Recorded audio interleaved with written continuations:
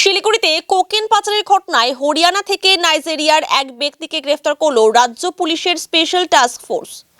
গুডলাক নামে পরিচিত নাইজেরিয়ার সেই ব্যক্তিকে ট্রানজিট রিমান্ডে বৃহস্পতিবার শিলিগুড়ি নিয়ে আসা হয়। এরপর শিলিগুড়ি মহকুমা আদালতে তুলে 10 দিনের পুলিশ হেফাজতে নেওয়া হয়েছে।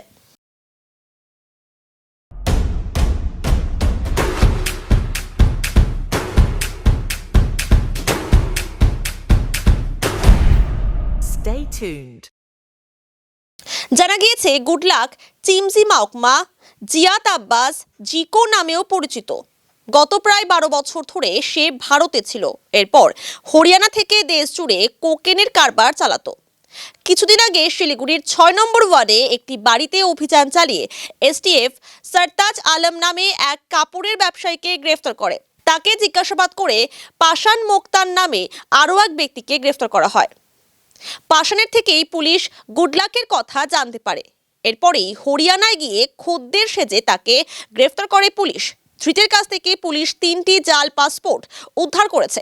তাকে জিজ্ঞাসাবাদ করে পুলিশ জানতে পেরেছে আফ্রিকা থেকে চোরা পথে কোকেন ভারতে আসতো। এরপরেই সেই কোকেন দেশ জুড়ে নানা জায়গায় পাঠানো হতো। মাদক পাচারে এসটিএফ আরও কয়েকজনের নাম জানতে পেরেছে। এসটিএফ ভালো কাজ করছে।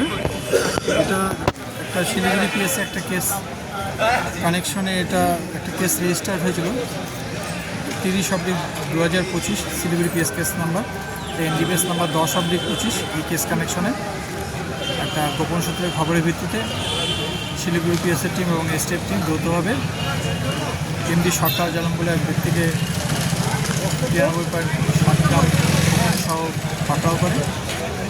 পরবর্তীতে তাকে স্পেশাল কোর্টে তাকে রিমান্ড প্রেয়ার করা হয়। 6 দিনের প্রথমে রিমান্ড নেওয়া হয়, পরবর্তীতে 5 দিনের রিমান্ড নেওয়া হয়।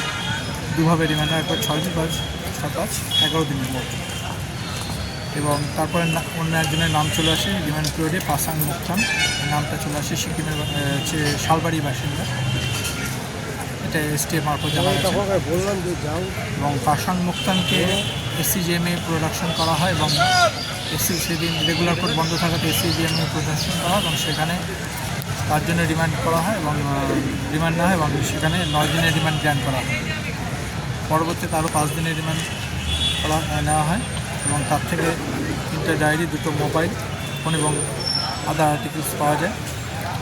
এই পাশান মোক্তানের থেকে নতুন একটি নাম আসে, সেটা হচ্ছে অ্যান্ড্রু লিউ ওবি এলাইস জিকো এলাইস গুডলাক।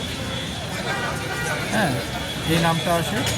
সে তারপর তার জন্য আবার লানের কোর্টে প্রেয়ার করা হয়। কোর্ট সেটা গ্র্যান্ট করে এবং তাকে গুরগাঁও কোর্টে তাকে প্রডিউস করা হয়। হরিয়ানার গুরগাঁও কোর্ট সেখানে প্রবেশ করে সেই কোর্টে হিসেবে তাকে ট্রানজিট রিমান্ডের জন্য প্রেয়ার করা হয়। আমাদের আজকে এনডিপিএস কোর্টে তাকে প্রডিউস করা হলো ট্রানজিট 6 দিনের দিনে। এবার এখানে প্রডিউস করার পরে তারপরে এই যে নামটা বললাম অ্যান্ড্রু লিও ওবি এলাইস জিকো এলাইস গুডলাক লানেট কোর্টের কাছে 14 দিনের জন্য আয়ো প্রেয়ার করেছে।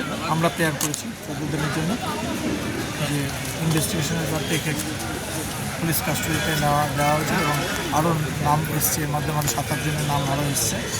এবং আরও কোনো কিছু যদি রিকভারি হয় বা আরও যদি নাম টানগুলো এর সাথে এইসব কারবারের সাথে তারা যুক্ত আছে, চেন সিস্টেমে যদি বের হয়।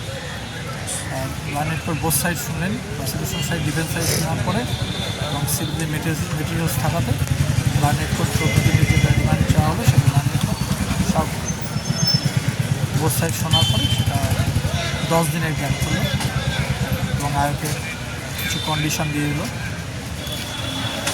রিমান্ড পিরিয়ডে আর কী করতে পারবে কী করতে পারবে না এগুলো অর্ডার শিট আয়োকে দেবে, আর সে অর্ডার শিট নেবে এবং তার মতো করে এটা প্রস্তুত করবে।